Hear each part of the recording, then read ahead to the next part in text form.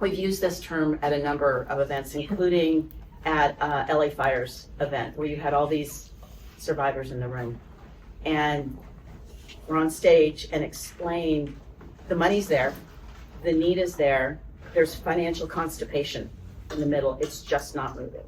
And that's where collaboration and transparency and fintech and trust make all the difference in the world. So, Vince, you've been at Operation Hope for about 30 years. Long time, 34. And Since Cain and Abel. what inspired its start? That's a great question, Kirsten. Really two things, data and impact. Operation Hope was born out of the civil unrest in Los Angeles, also known as the Rodney King riots, back in 1992, April 29th, 1992. And data really drove Chairman Bryant to create what we now call Operation Hope. There were about 3,000 buildings and structures that were either destroyed or damaged. But there was one minor note that no one was paying attention to, and it was the fact that not one home was destroyed.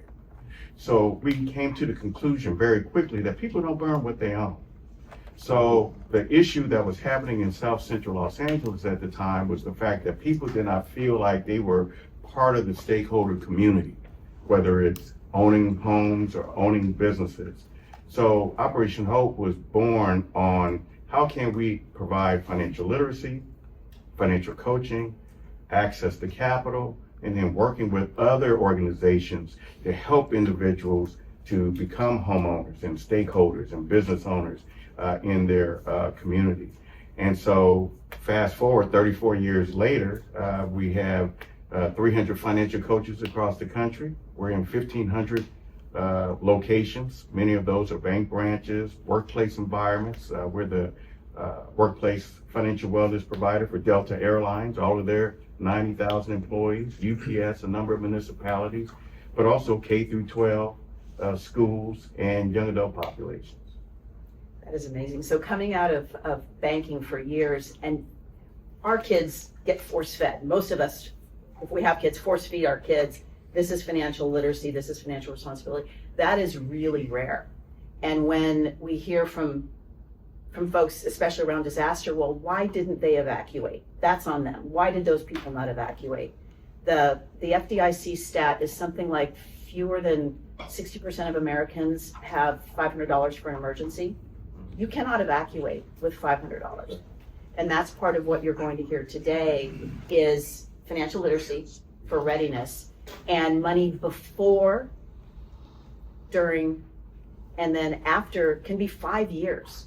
So I know a lot of times from talking to financial services friends, and literally, like with so many of these disasters, I'll get a call from a bank CEO friend who will say, it'll be 3 days after. I'm so sorry, I'm too late to help. I'm like, oh no, dude, you're good. We got 5 years. you can help.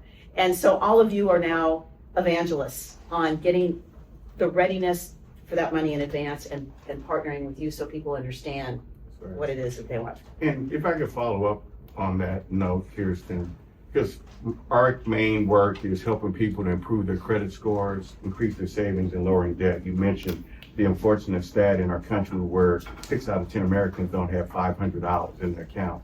And yes, it does impact an individual's ability to address disasters. Well, through our financial coaching and preparation on the front end, we're very pleased with the fact that 70%, I think over the last 3 years, 300,000 clients have gone through our program. 70% of those clients have improved their credit scores by 40 points in 6 months from low 600s to 650, and many of them are graduated in our 700 credit score club. And then the average savings increases for 72% of our clients is about $1,200 in 6 months. So now you have a better prepared individual, small business, who can recover quicker from a disaster. That is GSD with speed. Absolutely, absolutely. So we've talked about financial literacy. At your global forum this last year, you talked about AI. Yes. Share that. So at our last global forum, so a little background on our global forum, we've been doing global forums since 2018. used to travel, Washington D.C., Oakland, New York City, but over the last several years, it's been in Atlanta.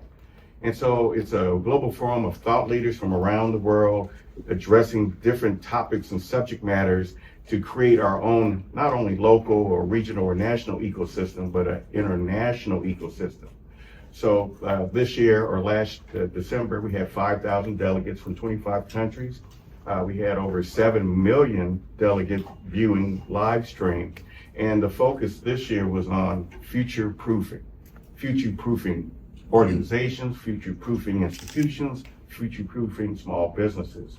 So we did announce the launch of our Hope AI, thanks to the co-chair of our Ethics Council with Chairman Brian and Sam Altman, where Hope AI is a national platform that democratizes AI skills, support, coaching, and resources to ensure that no one's left out. Because studies are showing that artificial intelligence is going to impact 30% of the workforce in some form or fashion. And unfortunately, a lot of individuals, a lot of businesses, a lot of communities, and even institutions are not prepared for that change.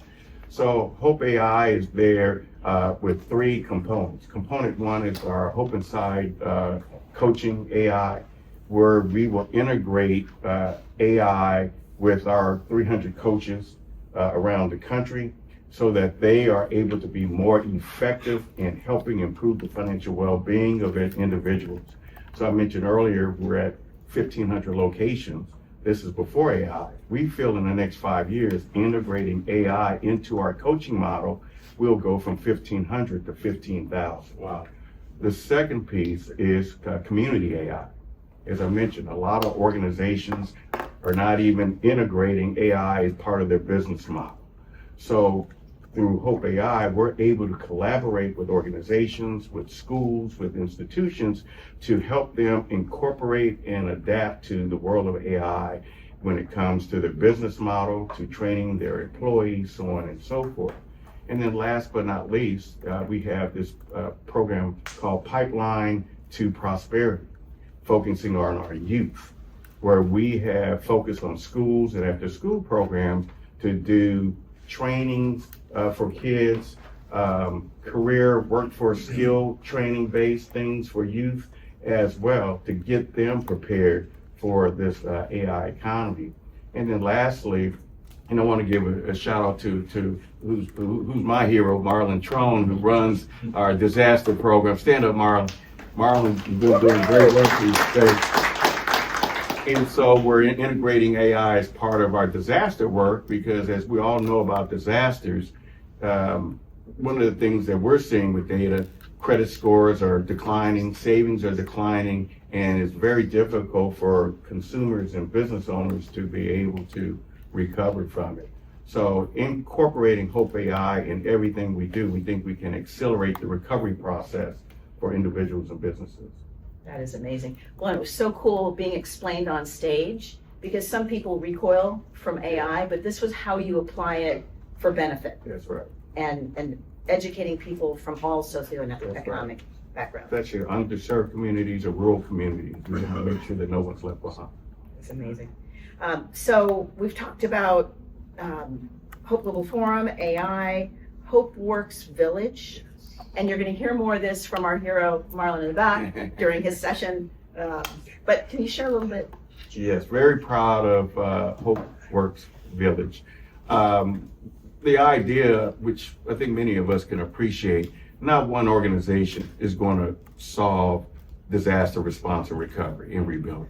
It really takes a village. It takes a coalition. All of you here are representative of a coalition that works together to get things done. I tend to call it the get it done party. And so when we work together as a village, working with PaaL, working with the SBA, I see Charlotte there with the SBA, Red Cross, and many other organizations, Fintech companies on the digital payment side, we are viewed as a trusted collaboration for the community that we're serving. And so it serves as a one-stop shop. It could be a virtual community that is created whenever a disaster is declared, or it could be something we can establish a physical presence with a collaboration with PaaL and many other organizations. So we're very proud of what that village will do to help, again, get payments in the hands of people through a trusted source, but also other services that all of you are providing as well. You'll be with us in and out Yes, today? yes, happy to be here. Excellent, and for the happy hour. Absolutely. Can't miss the happy hour. Just a quick Mark, question. yeah. On the Hope AI, is the app currently live where everybody here could ultimately? Not yet. I think in the next, I think I'm told 45 to 60 days. Okay, so what I grabbed in Atlanta is not currently available? Correct. Okay, Yeah, it's not public yet. no worries. Are there other questions? Okay, think about your questions. Charlotte, Chris is here? Oh, sorry, behind Dave. So you've got a room of the top financial technology, blockchain, aid folks here, but especially the fintechs. What would you like to see more from financial services? We met Truist at the event. This is like cutting edge money movement. Yes. What do you want to see from us? Well, just continue to be open-minded in terms of the partnerships you establish. I know it's very important from a fintech perspective that you have confidence in terms of where your money is going. Too many times when there's disaster response or relief, there's that concern. Is the money really going or getting directly to the hands of those that need it and done in an efficient and effective way? So I understand that on the flip side, from a fintech perspective, it's like, okay, like you said, the money, the capital is there, but where are the trusted sources to ensure that it gets in the hands? And we can track and show the impact that it's having. So I just encourage our fintech companies to, continue to, reach out and collaborate with organizations, whether it's PaaL, Operation Hope, or others that have been in this space for a long time doing incredible work, and in our own side have a trusted reputation. And I think that goes a long way, because I know that's a gap for us. How do we connect, these survivors, whether it's businesses or residents who are already traumatized, already negatively impacted financially with what's happening, to be able to get them some of those resources directly and in a safe and efficient manner. When you brought up small business, and I think a lot of folks, when we think of disaster, think of helping the survivors, the individuals, the households, which is great. But small business, if you move back into your house and you can't go to the grocery store or get a coffee, you're not going to move back in. So talk a little bit about small business and your support. Yeah, very, very proud of the work that we're doing there.